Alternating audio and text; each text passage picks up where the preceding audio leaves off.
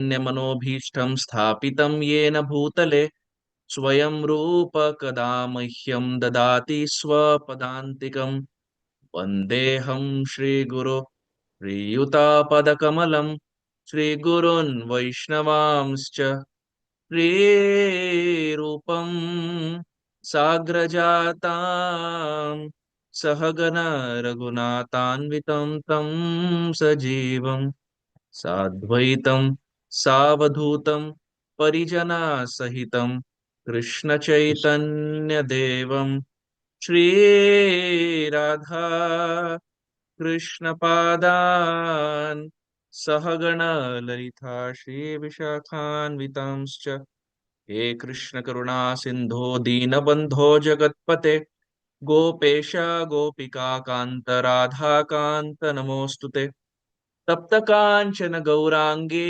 श्रीराधे वृंदावनेश्वरी वृषभानुस्तुते देवी प्रणमामि हरिप्रिये वाञ्छाकल्पतरुभ्यश्च कृपा सिन्धुभ्य एव च पतितानां पावनेभ्यो वैष्णवेभ्यो नमो नमः नमो ॐ विष्णुपादाय कृष्णप्रेष्ठाय भूतले श्रीमते भक्तिवेदान्त स्वामिनेति नामिने नमस्ते सरस्वती देवे गौरवाणी प्रचारिणे निर्विशेष शून्यवाधि पाश्चात्य देश तारिणे जय श्री कृष्ण चैतन्य प्रभो नित्यानंद श्री अद्वैत गदाधर श्रीवासादि गौर भक्त वृंद हरे Krishna Krishna Krishna Hare Hare Hare Ram Ram Ram Hare Hare. Let me quickly go ahead and share my screen.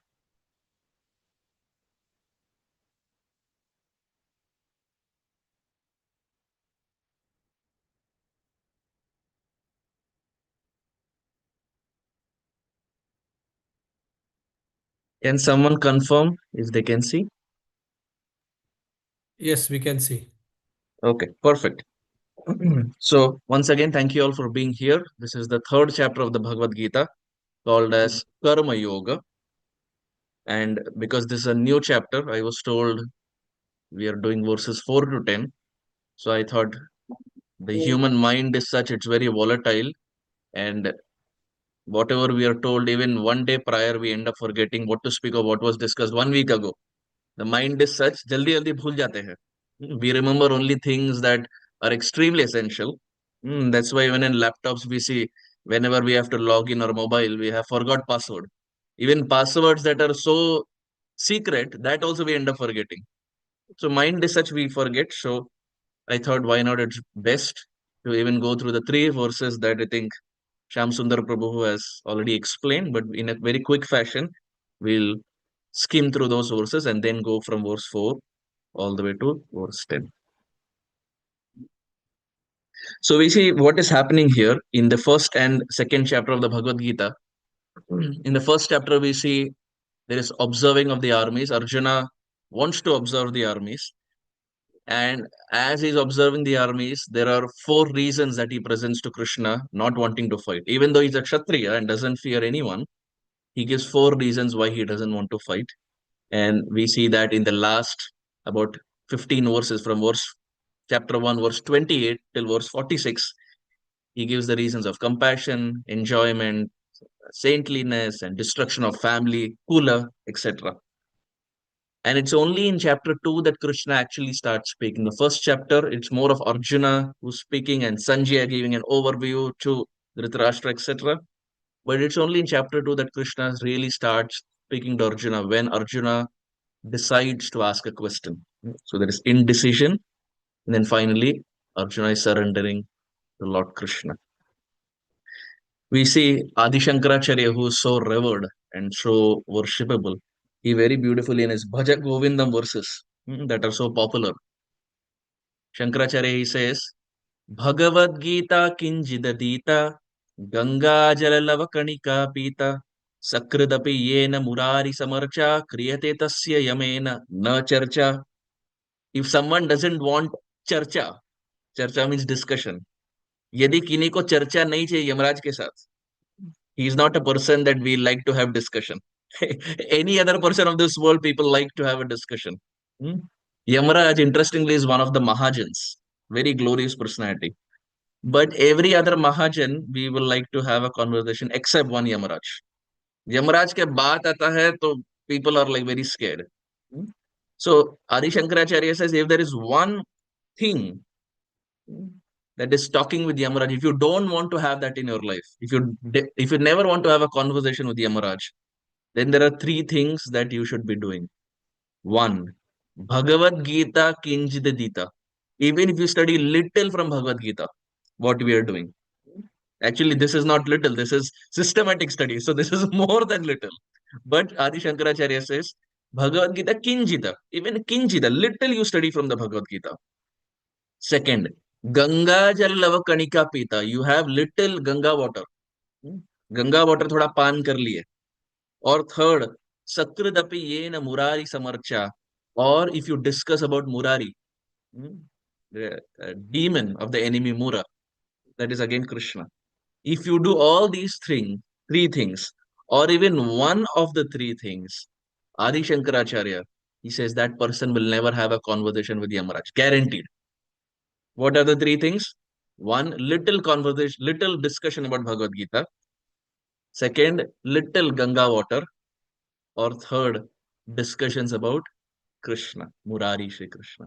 So it's very interesting that here we are not just discussing Bhagavad Gita, but we are also discussing about Krishna. So the first and third activities are naturally taken care of. So we see in chapter 2, we have seen already in the past that how how Arjuna was horrified at the thought of killing his relatives, and Krishna begins his teaching because Arjuna saw all his family members, and there was Bhishma and Drona and all those people were there, and it was very difficult for him to even stand in front of them, leave alone fighting. And then we see Krishna speaks about Sankhya philosophy, Karma Kanda, Buddhi Yoga, and symptoms of self-realized soul, so on and so forth, not getting into the details. But if we primarily see here, Arjuna did not want to fight. Arjuna wanted to run away from the battlefield. And Krishna convinces him to fight. That, my dear Arjuna, it is a duty of a Kshatriya to fight, so you should be in the battlefield. Now it's very interesting. Krishna tells Arjuna to not fight. He tells Arjuna to stay in the battlefield and fight. But interestingly, when it is Krishna's own turn, when he was fighting Jarasandh, Jarasandh attacked Mathura 17 times. And in the 18th time, Krishna, who speaks about not running away from the battlefield, that same Krishna ran away from the battlefield. He who is telling Arjuna, my dear Arjuna, आपको रणभूमि छोड़कर नहीं भागना है. You're a Kshatriya, you should fight. But that same Krishna ran away. So understanding Krishna is very difficult. He who speaks something does completely opposite when it was Jarasandh. But the question is why? Why did Krishna do something that he doesn't preach to Arjuna? And the understanding is 17 times Jarasandh had attacked Mathura.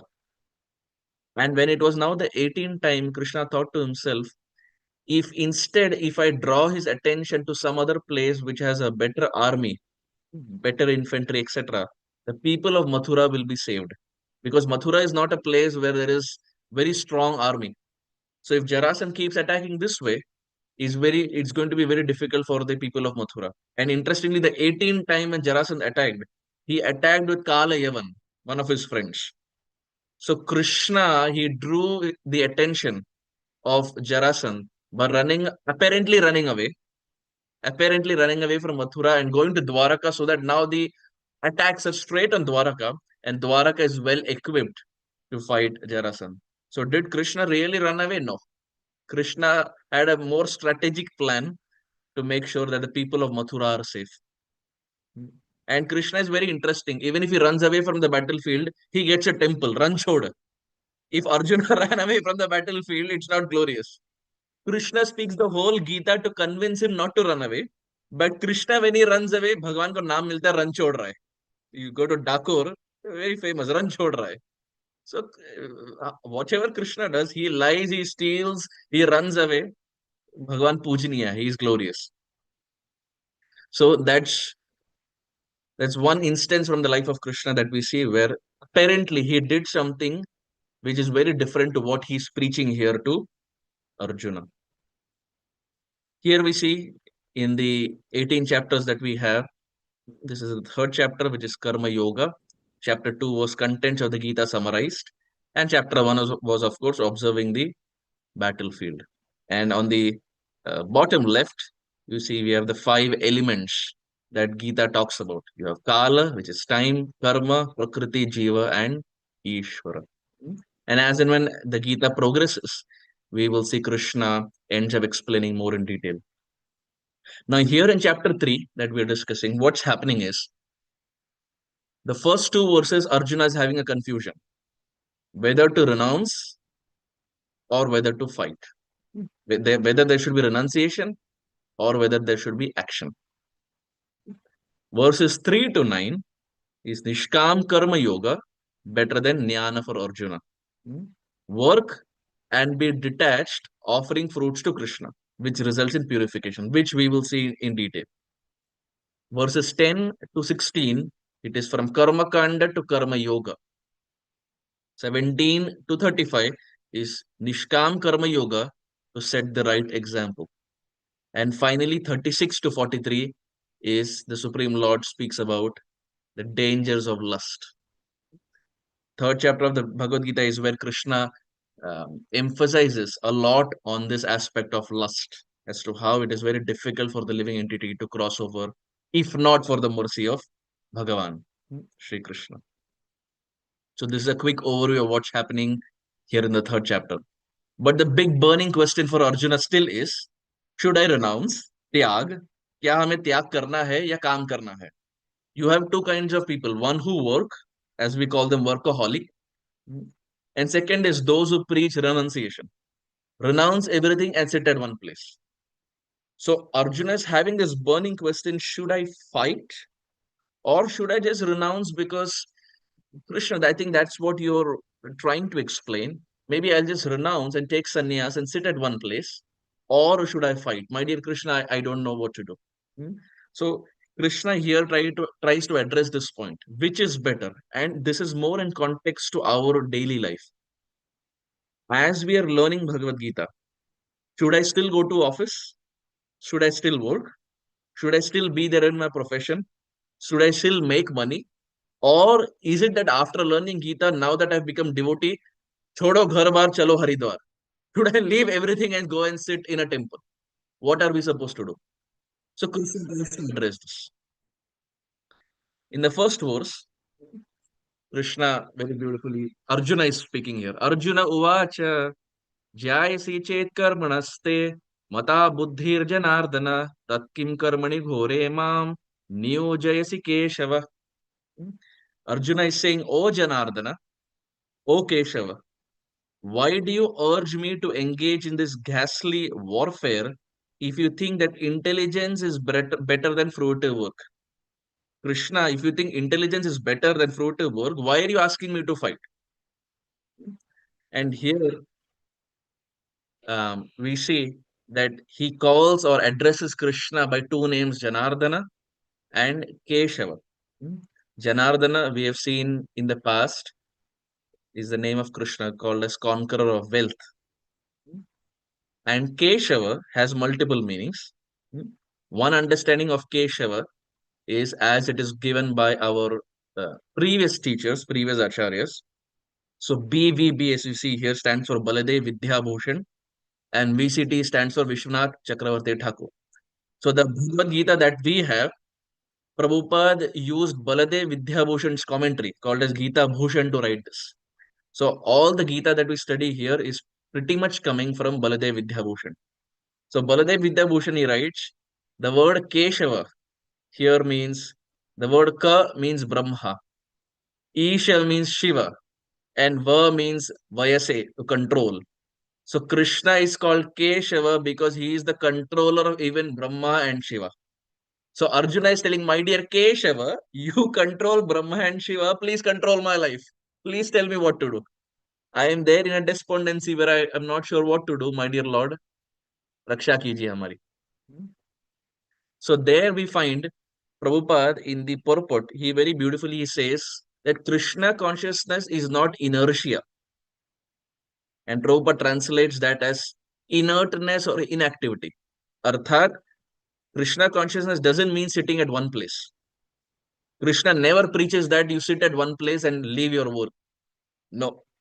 And we see in the points that Prabhupada gives in the purport of the first verse of this third chapter, he says that if someone is a warrior or a household, everyone can sacrifice their activity for Krishna. But without being trained in the philosophy of Krishna consciousness, it is not advisable to chant the holy name of Krishna in a secluded place for cheap popularity. Prabhupada really condemns this. And in point C, he writes, one may acquire some cheap adoration from the innocent public. It can be Bhagavad Sapta, or sometimes we have many modern day speakers who speak about Ras Leela. Qualification will not be there, purification will not be there. They will speak on very high topics. Or we see where speakers or kirtaniyas, they will charge money. भगवान के बारे में प्रस्तुति कम करते हैं और ध्यान ज्यादा धन में है, पैसे में है. Prabhupada condemns this. And if you see in one of the lectures that Prabhupada gave in 1968 in Los Angeles, Prabhupada writes or Prabhupada says, there is no rejection of anything but dovetailing everything. This is the process. Do everything but in Krishna consciousness. If you are a fighter, fight for Krishna. If you're a businessman, all right. Do Krishna business for Krishna. If you're something else, do that for Krishna. That is wanted. That is Krishna consciousness. To Krishna. Don't tell everything with Krishna. So Prabhupada makes it very clear that if you're a householder or even a warrior or a homemaker or whatever your profession is, do that, but do that in continuation with Krishna consciousness. दोनों साथ साथ में कीजिए. It shouldn't happen that you leave your work, you leave your profession and only do bhakti. Krishna never preached that to Arjuna. He inspired Arjuna to fight, and through the fight, also dovetail that as a service to the Supreme Lord. We are talking about some Prabhupada here, he uses the word cheap adoration and cheap popularity. One time, one man, he came to our ISKCON Vrindavan temple, 1975, and Prabhupada was there. And he was rolling on the floor and he was crying, Radhe, Radhe, Radhe, Radhe. So the disciples of Prabhupada who were there, they were very perplexed because they had never seen this before, first time. So they went to Prabhupada and said, Swamiji, there's one person who's rolling in our Krishna Balaram temple crying, Radhe, Radhe, what should we do? Prabhupada said, tell the watchman to take a stick and whip him. लाठी लीजिए और उन्हें बोलिए उन्हें उन्हें मारे. So the disciples were very confused. Prabhupada said, if after beating, if he is humble, then he is a pure devotee. But if he gets angry, then he's a cheater. So the disciples said, okay. And what to speak of watchmen? They themselves took the stick and they went to beat him. But that person looking at the stick ran away. He didn't do anything, he just ran away. So when they came back to Prabhupada, Srila Prabhupada said that is cheap popularity. Doing activities for cheap adoration. Prabhupada said that's not what we preach.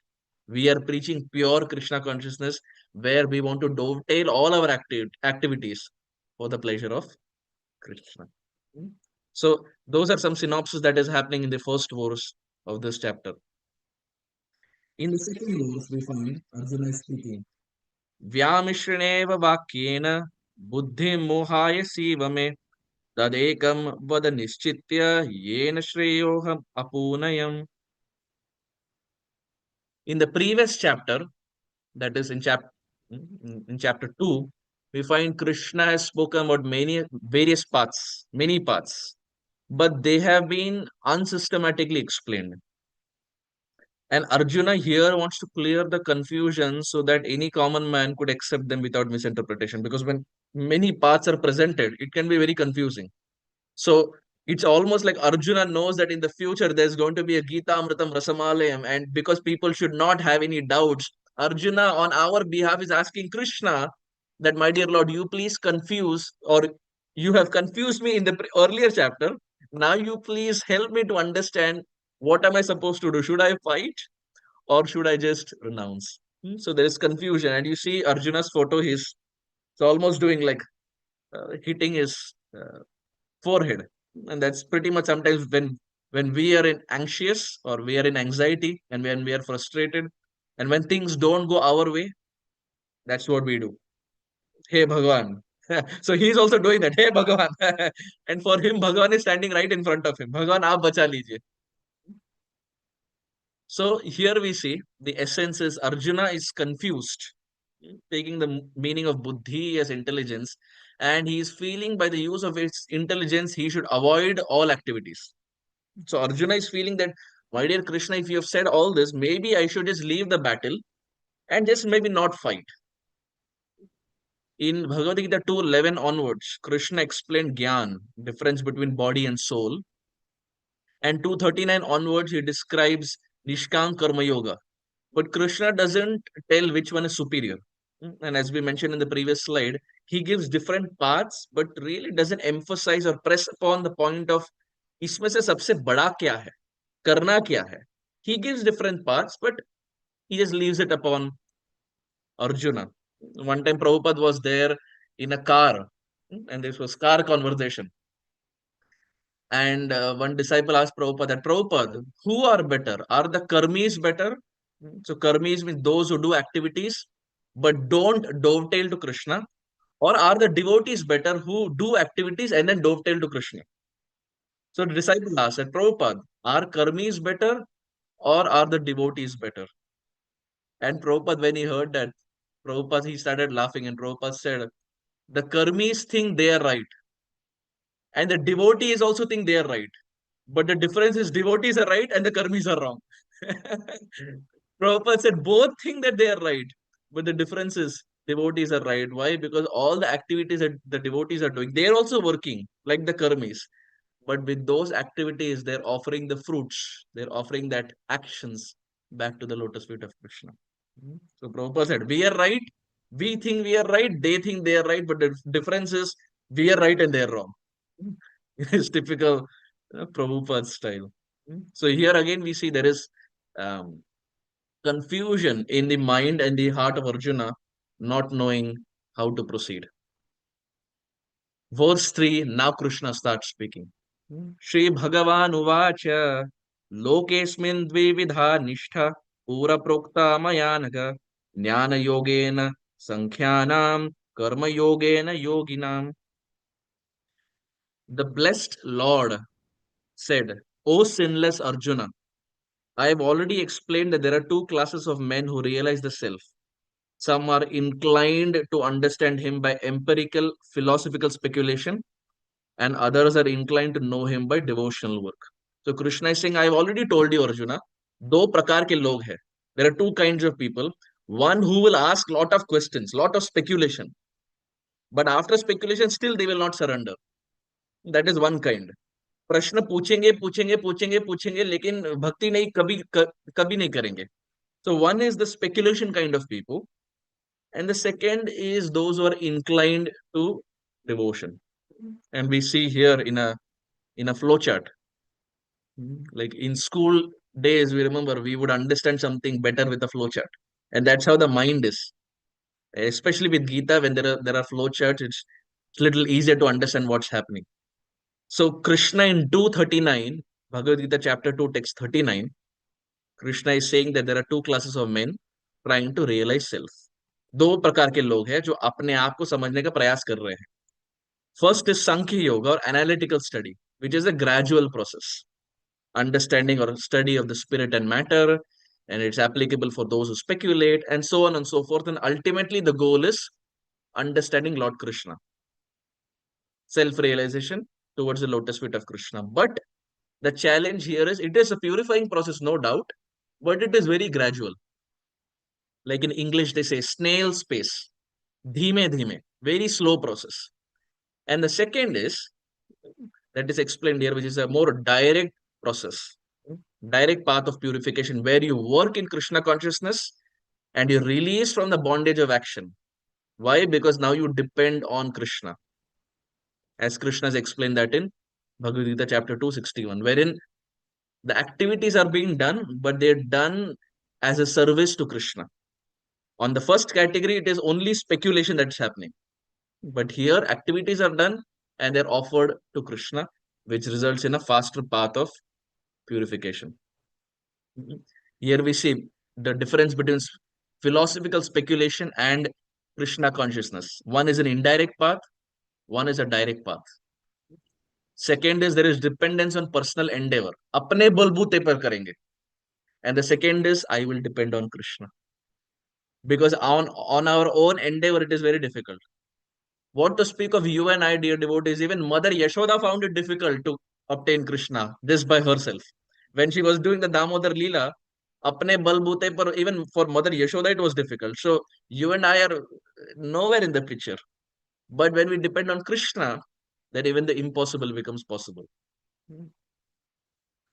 In philosophical speculation, Sankhya, there is we are unsure of success. But here in Krishna consciousness, because we're depending on Krishna, there is guarantee, surety of success. Why? Because Krishna is saying it. So in this way, we find Prabhupada in the purport of that verse, Prabhupada very clearly says, the ultimate goal is Krishna. Because the philosophers who are also sincerely searching after the absolute truth come in the end to Krishna consciousness. This is also stated in the Bhagavad Gita. The whole process is to understand the real position of the self in relation to the super self. The indirect process is philosophical speculation by which gradually one can come to the point of Krishna consciousness. And the other process is directly connecting everything with Krishna consciousness. Of these two, the path of Krishna consciousness is better because it does not depend on purifying the senses by a philosophical process. Krishna consciousness is itself the purifying process and a direct method for devotional service. It is simultaneously easy and sublime. So Prabhupada makes it very clear in the third verse purport that Krishna consciousness is the means, Krishna consciousness is the goal. When Prabhupada was there in Vrindavan before he came to America, Prabhupada was in a temple called Radha Damodar, very famous. And Prabhupada was translating the Śrīmad Bhagavatam.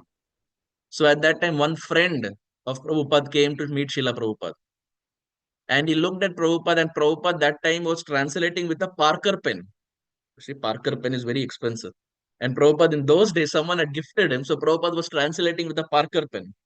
So this friend of Prabhupada, he came and said, Swamiji, Parker pen. Because it was something that, 1965, Vrindavan had never seen something like this. So he said, Swamiji, Parker pen. And now look at Prabhupada's reply. Srila Prabhupada said, हाँ, और इसी भागवत को पढ़ के सब जीव जंतु भवसागर पार कर देंगे. when that when that friend he said Parker pen, Prabhupada connect that to Parker. For those who follow Hindi, it means to cross over the ocean of material existence. Prabhupada said, हाँ, इसी भागवत को पढ़कर सारे जीव भवसागर पार कर देंगे. So that's the essence. Even studying Gita, as Prabhupada is saying here, the essence is Krishna. The aim is so that we can also parker and we can cross over this ocean and attain Krishna. And the easiest, direct, fastest path is Krishna consciousness.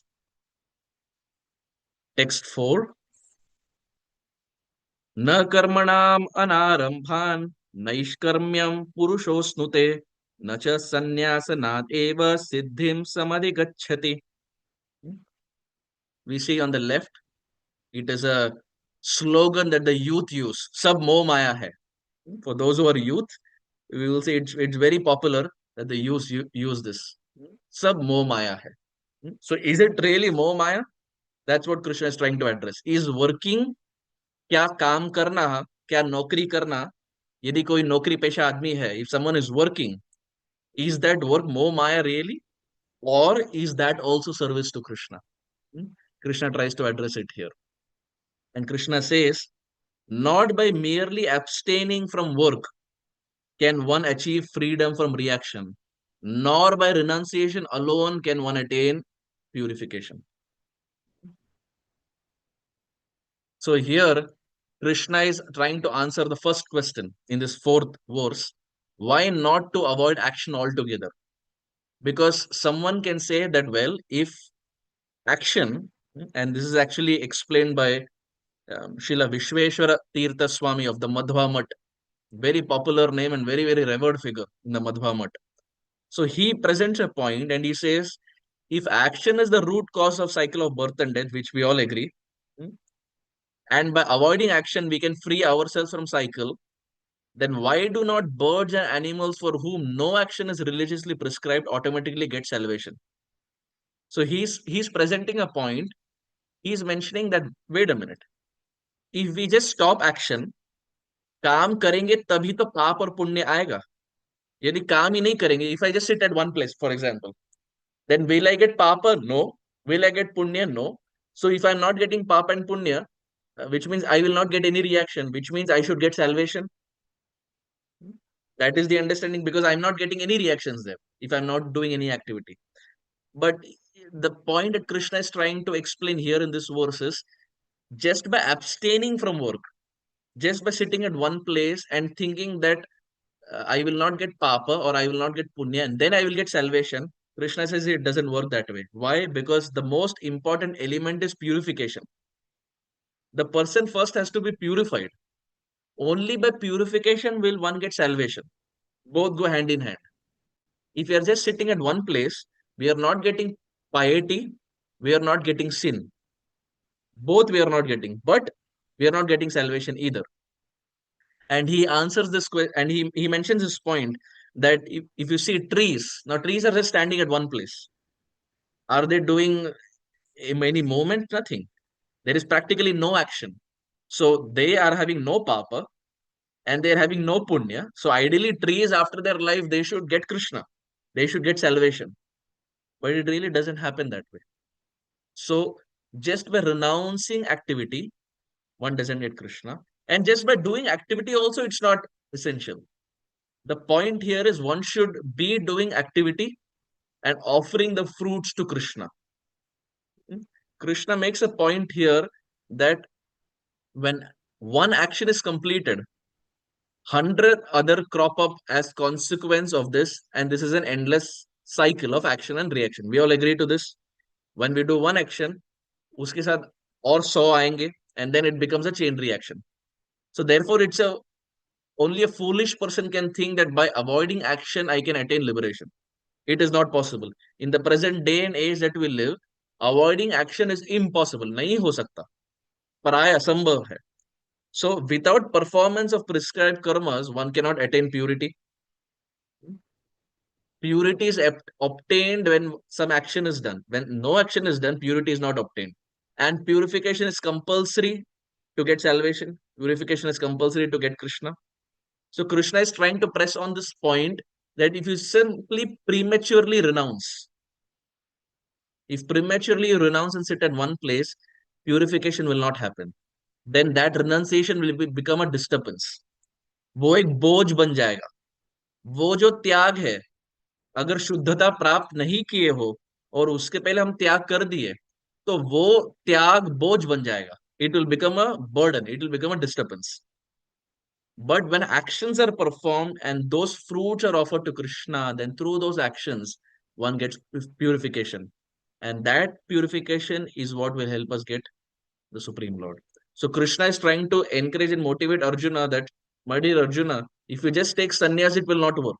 You have to fight and offer this as a service to the Supreme. In verse 5, Krishna is speaking, Nahi kaschit shanamapi jatu tishtitya karma krit karite hi avashya karma sarvah prakritir jair gunaihi. Krishna says that all men are forced to act helplessly according to the impulses born of the modes of material nature. Therefore, no one can refrain from doing something, not even for a moment. Hmm. The same point that we said. It's very difficult to not do anything. The mind is so chanchal, every single minute we want to do something. Hmm. And if there is nothing to do, this is the best thing. Phone, reels, shorts, videos, some time pass will be there on this constantly. Why? Because the mind is wired such that without doing anything, it's very difficult. We naturally want to move our hands and legs. So Krishna makes this point that refraining from doing something even for a moment is practically difficult. So here Krishna is trying to address this point at how Sankhya Yoga is impractical because soul is active in nature. We are all restless and we are all active. But that active nature that is there should be engaged. उसे कुछ कार्य में लगाना है जो that uh, that nature that is there where we want to do something, if it is not engaged in the right spirit, then it can be catastrophic. But when it is engaged in the right activity, and that right activity is Krishna consciousness, as Krishna is explaining here, then there is no loss. Even if there is a fall down, in the sense, even if one doesn't perfect on the path of Krishna consciousness, it is okay. But still, there will be purification. On the flip side, if one is just doing activities, if someone is doing occupation, but that is dictated by illusionary energy, अर्थात यदि कोई कार्य कर रहा है, but is not dovetailing that for Krishna, then again that's a challenge. Hmm? And again, on the flip side, because the person is always in contact with the material nature, through the material nature, he acquires the modes of material nature. Now, the challenge here is if he doesn't study Shastra or he doesn't do activities that are prescribed in Shastra, then purification will not happen. But if he studies Shastra and then does activities, then there is purification of the soul, which eventually leads to Krishna. So, time and again, Krishna is trying to emphasize on the same point that the soul is naturally active in nature. The soul wants to do something and it finds its perfection when there is active engagement. And active engagement, as explained in Shastra, जैसे हिंदी में बोलते हैं मन मर्जी का मालिक. If we start doing activities just according to the mind, then purification is little far-fetched. But when actions are rightly dovetailed in accordance to what the scriptures have given, then there is quick purification. So here Krishna is saying the renunciation of actions factually means not being attached to them, which means someone can be doing an activity. Like, for example, Prabhupada sometimes would go in a Rolls Royce. The disciples were so um, in such a service attitude, they were in such a service mood that they wanted to gift something to Prabhupada. So they rented a Rolls Royce. And when Prabhupada would get down from the airport, from one place to another, he would go in a Rolls Royce. So when the reporters one time asked Prabhupada that Swamiji, why are you coming in a Rolls Royce? Prabhupada to that he said, why shouldn't I come in a Rolls Royce? My disciples are gifting me. Why shouldn't I come? But then Prabhupada said, when we speak about renunciation, when Krishna speaks about renunciation, it means we do the activity, but we are not attached to it. Prabhupada was not attached to the car. For him, even if you give Maruti 800, he will still sit and go. But the point here that Krishna is trying to explain is when he speaks about renunciation, it doesn't mean that we leave everything. No. It can be a phone. It can be a laptop. Now we are using a laptop for Krishna.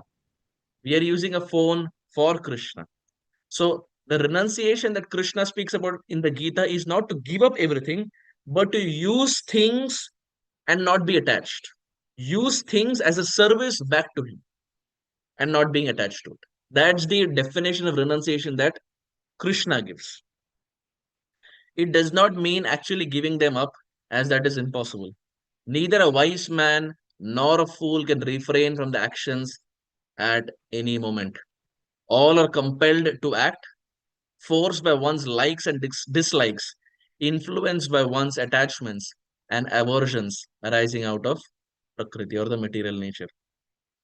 In the Mahabharata, this is a very nice point I felt. In the Mahabharata, it says, if you can control your mind, why go to a forest? If you cannot control your mind, what can you do by going to a forest? I'll repeat it again. If you can control your mind, why go to a forest? And if you cannot control your mind, what can you get by going to a forest? For one who can control the mind, Wherever he is, that is the forest and that is his hermitage. So for us, the forest is Zoom. This is our forest. Why? Because here we are learning the art of mind control. So it's a very interesting point that um, mind needs to be controlled. And that's the prime point that Krishna keeps emphasizing time and again throughout in the Bhagavad Gita. Concentrate on mind control rather than action control. When mind is controlled, actions are automatically controlled. But some sort of action is still inevitable. We go to verse number 6. Karmendriyani samyamya ya asthe manasa smaran indriyarthan vimudhatma mithyachara sa uchyate. Krishna, he says, one who restrains the senses and organs of action, but whose mind dwells on sense objects, certainly deludes him and is called a pretender. Dhongi in simple Hindi language. I'll repeat it once again. Please hear this. One who restrains the senses and organs of action, but whose mind dwells on the sense objects. यानी बाहर से कोई काम नहीं कर रहे लेकिन मन में अभी भी sense object है. Certainly deludes himself and is called a pretender. So it's an external show, but internally the mind is still thinking about various sense objects. And Prabhupada there in the purport, he writes that these are those kind of people. So he gives a definition of who are pretenders. What is the characteristic of a pretender? Bhagavad Gita chapter 3 text 6. 1. They refuse to work in Krishna consciousness. काम नहीं करेंगे. जैसे हिंदी में बोलते हैं ना काम चोर. काम नहीं करेंगे. They will not want to work. They will make a show of meditation. They will speak on dry philosophy in order to bluff sophisticated followers. They are the greatest cheaters. Mind is impure. Their mind dwells upon sense enjoyment.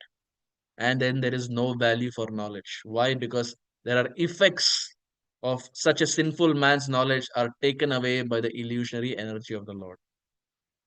So here Prabhupada in the Pur, but very strongly, he gives on 1, 2, 3, 4, 5, 6, 7 symptoms of a pretender. So if we want to check for ourselves, not for someone else, but if we want to check for ourselves, then here Prabhupada gives 7 symptoms or characteristics of someone who's a pretender. And the highest on the top is not working in Krishna consciousness, not working for Krishna. Because our aim is so that we work and we dovetail that as an offering to the Supreme Lord. And now, if you see here, verse 6, that Baladev Vidyabhushan, he says, but we see sometimes such sannyasis are there and they may close their senses, they may close their eyes. So, how do we understand that? Because sometimes we see different sadhus or yogis, apparently, they may just sit at one place and their eyes may be closed and they will not be doing any action. So, how do we understand that? And in verse 7, Vishwanath Chakravarti Thakur answers that. He says, in contrast to this, the householder, that is not the sannyasi, the householder who performs scriptural actions, karma yoga, without longing for the fruits of action, is superior. Vishwanath Chakravarti Thakur says a grahastha, a householder, is far better because he is not running away from his activities. He is doing his activities and offering that to the Supreme Lord. On contrast, there may be someone who's just sitting, some yogi, just sitting at one place but not doing any activity. Prabhupada says that's not what Krishna preaches. What Krishna preaches is active service in Krishna consciousness. He doesn't preach to Arjuna that Arjuna just sit at one place. No. He tells Arjuna, fight, perform your action. So this is verse number 7. Yastvev indriyani manasa niyamayam arambhate Arjuna karmendriyai karma yogam asakta sa vishishyate. Krishna, in the translation, he says, on the other hand, he who controls the senses by the mind and engages his active organs in works of devotion without attachment is by far superior. Krishna very clearly says who is superior. सबसे श्रेष्ठ कौन है? One who controls the senses by the mind and engages his active organs, hands and legs, etc., in works of devotion without attachment is far superior. Hmm. So here we see in text 6 and 7, there are two things that are flowing here. Text 6, the characteristic of a pretender or a cheater, ढोंगी जिसे बोलते हैं, उसका अर्थ क्या है दिया है. They will show that they are in deep meditation, but the mind is still in sense objects. Has his philosophy has no value, and knowledge is stolen by the illusionary energy of the Lord. Arthat, externally it seems that they're doing devotion, but the mind is still thinking about, Prabhupada would say, wine and women. Prabhupada would say a man, if he's sitting just at one place, and if he is not performing actions in Krishna consciousness, and if the mind is not purified, then he will think about these two things, or let's say three things: wine, women, wealth. मन इसी के बारे में सोचेगा, कैसे पैसे बनाना है, आज के जमाने में कैसे दारू शराब इत्यादि पीना है, और परस्त्री गमन, wine, women, wealth. Why? Because mind is not purified. So we don't want to be in verse 6, in the pretender category. We don't want to be in that category. We want to be in the category where we want to be verse 7, sincere person. So in verse 6, we see those who are pretenders, they show that they're in deep meditation, but internally they still want sense objects. And this is why if someone wants sense objects, if someone wants to enjoy, इसमें गलत नहीं है, इसमें गलत नहीं है. So if someone wants sense enjoyment, there are social orders that Krishna has created. Chaturvarne maya srishtam guna karma vibhagasha. Krishna has given social orders. Can be brahmachari, grahastha, vanaprastha, sannyas. Someone who wants sense enjoyment can go to more grahastha ashram. Someone who is naturally renounced can go to the brahmachari ashram, and so on and so forth. But all these ashrams are glorious. It is not that brahmachari is superior to grahastha, or grahastha is superior to vanaprastha, etc. All the four ashrams are equally glorious, and they're designed so that there can be complete purification.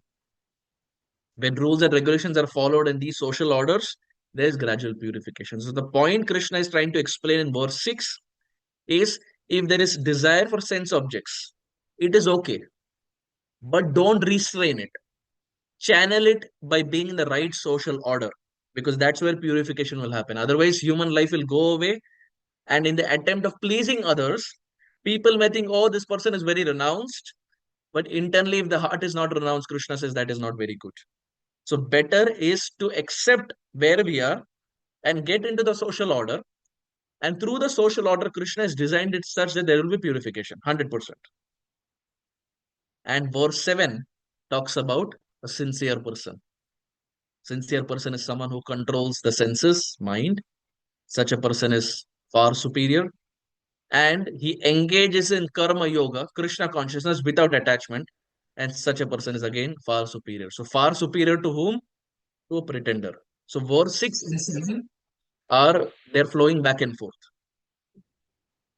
In the purport that Srila Prabhupada is speaking here, he says, instead of becoming a pseudo-transcendentalist, yani dikhava. In English, they say show bottle. Instead of becoming a show bottle, Prabhupada says, follow Varnashram sincerely and get Krishna. बिना कोई carpet के, बिना कोई ढोंग के, without any cheating, genuinely follow Varnashram and go back home, back to Godhead. A householder can reach this destination by regulated service in Krishna consciousness. He lives a controlled life as prescribed in Shastra and carries out business without attachment. Prabhupada there he says, a sincere sweeper, जिसे वृंदावन में बोलते हैं सोनी सेवा, सोहनी सेवा. To sweep in Vrindavan is called Sohani Seva. Prabhupada says a sincere sweeper in the street is far better than a meditator who meditates only for the sake of making a living. जो केवल धन इकट्ठा करने के लिए ध्यान में लगा है. Prabhupada says such a person is not very great in comparison to someone who is a sincere sweeper. When Prabhupada was there in Vrindavan, in Radha Damodar Mandir before he came here to America. When Prabhupada was translating his books, that time Prabhupada talks about a old lady. And this old lady was such, she had, every day she had one service.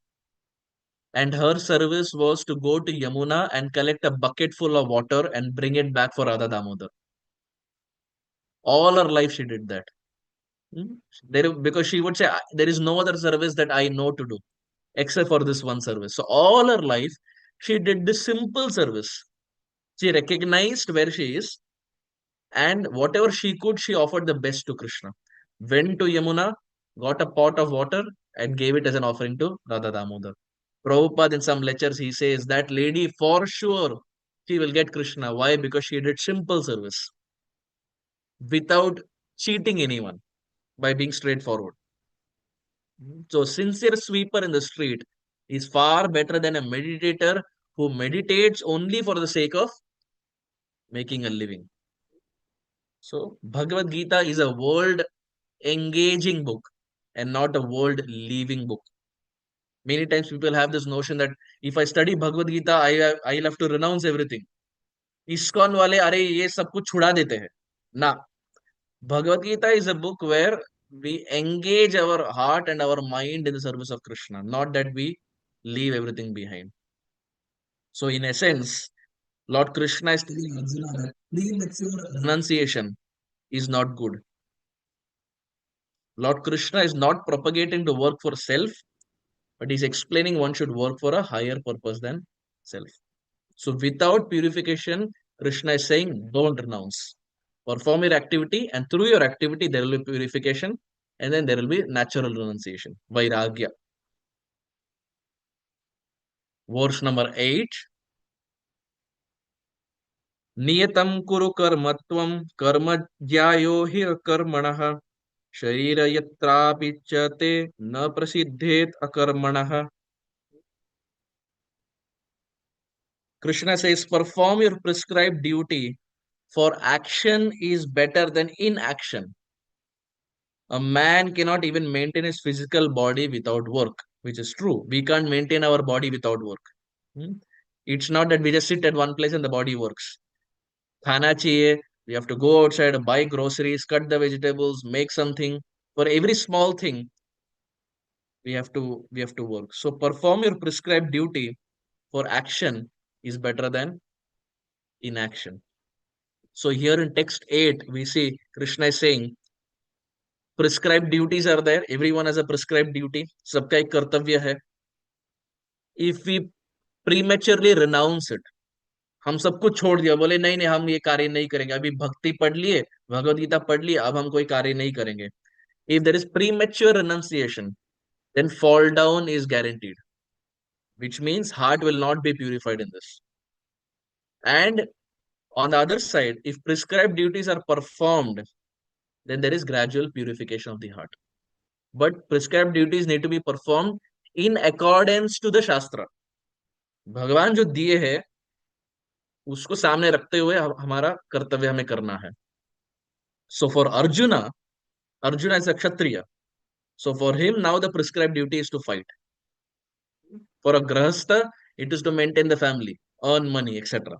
So whatever activity is there, one should do that without prematurely renouncing. It is made very clear by Krishna. And if by this activity, if someone engages himself, whether it is in war, not renouncing and going to the forest, then that person will get perfection through this. So basically, Krishna is telling Arjuna that work should not be given up without purification of material propensities.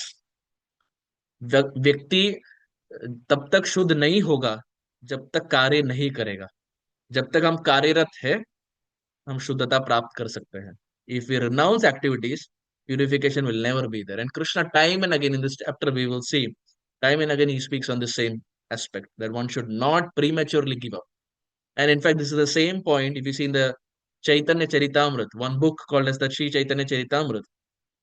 Chaitanya Mahaprabhu addresses the same point to another servant of his, another associate of his called Raghunath Das Goswami. And Mahaprabhu tells him, don't be a Markata Vairagi. So Vairagi means renunciant. Markata means monkey. Mahaprabhu says, don't be a monkey renunciant. Why monkey renunciant? Monkeys externally look very renounced. They don't wear any clothes. They eat only bananas. And that too, if you're in Vrindavan, they will steal banana, they will steal your glasses, they will steal your purse, they will steal everything. And they don't have a house to stay. They stay from one tree to another tree. So externally, it seems the monkeys are very renounced. But actually, in the animal category, we see monkeys, as far as lust is concerned, monkeys, they top the list. They're very high up there. So externally, it seems they're renounced, but internally, there is no purification. So Mahaprabhu, Chaitanya Mahaprabhu, who is not different from Krishna, he also says the same point. Don't be a Markata Vairagi. Don't be a monkey renunciant. Hmm. Verse number 9. So last two verses for the day. यज्ञार्थात् कर्मणो न्यत्र लोकोऽयं कर्म बन्धनः तदर्थं कर्म कौन्तेय मुक्तसंग समाचर. Krishna is saying, work done as a sacrifice for Vishnu has to be performed, otherwise work binds one to this material world. केवल यदि कार्य करते रहे और भगवान को समर्पित नहीं किए तो फिर इस जन्म मृत्यु जरा व्याधि के चक्कर में फंस जाएंगे. If the actions are not dovetailed for Krishna, then there will be no purification. Therefore, O son of Kunti, perform your prescribed duties for his satisfaction, and in that way you will always remain unattached and free from bondage. So Srila Prabhupada here in this purport, Srila Prabhupada is saying, since one has to work even for the simple maintenance of the body, the prescribed duties for a particular varna and ashram are meant to fulfill that purpose. As we saw in verse 6, Brahmachari, Grahastha, Vanaprastha, Sannyas. Krishna consciousness means performing yajna. Doing yajna and serving Vishnu are one and the same. And what is yajna? We will see in the next verse.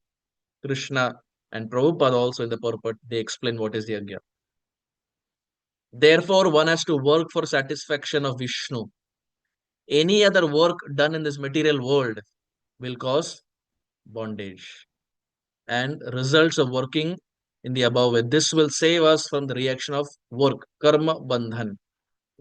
We gradually elevate one to transcendental loving service of the Lord, which alone can raise one to Vaikuntha. So the essence is we perform our work and offer it to the Supreme Lord, Krishna or Vishnu. But if work is done and is not offered as a service to the Supreme Lord, then it will result in bondage. Janma mrityu jara vyadhi ke is chakkar mein phase rahenge if the activity is not given as a service to Krishna, because purification will again not take place. So here Krishna talks about yajna. Krishna consciousness means performing yajna, and doing yajna and serving Vishnu are one and the same. And now in the last verse for the day, we will see what is the definition of that yajna, which is verse number 10. Saha yajnair प्रजा सृष्ट्वा पुरोवाच प्रजापतिः अनेन प्रसविष्यध्वाम् एषवोस्त्व इष्टकामधुक्. We see here Vishwanath Chakravarti Thakur at the top. He says, now, if you cannot be without desire in the actions, then you should still perform actions offered to Vishnu with desire rather than giving up actions completely. So someone can have multiple desires in their actions. So does that mean that because they have desire, they should give up or they should not do the work? Vishwanath Chakravarti Thakur, he says no. Still do it. Even if you have desires, material desires, चाहे जो हो जाए, कार्य कीजिए लेकिन भगवान को समर्पित कीजिए. Because it is very difficult to think that I will only when I become fully pure, then I will offer my actions to Krishna. It will not happen. By offering our actions to Krishna, by offering our activity to Krishna, that's where the complete cycle of purification takes place. So finally, here in the purport, we see Prabhupada, he says, Patir Yagyapati Prajapatir, Dhyam Patir Lokapatir Dharapatihi, Patir Gatis Chandaka Vrishni Satvatam, Prasidata Me Bhagavan Satam Pati. So a lot of patis have been used here in this verse. And essentially, it says the Prajapati is Lord Vishnu, and he is the Lord of all living creatures, all worlds, and all beauties, and all the protectors of and the protector of everyone. The Lord created this material world to enable the conditioned souls to learn how to perform yajna, that is sacrifice, for the satisfaction of Vishnu, so that while in the material world they can live very comfortably without anxiety. And after finishing the present material body, they can enter into the kingdom of God. That is the whole program for the conditioned soul.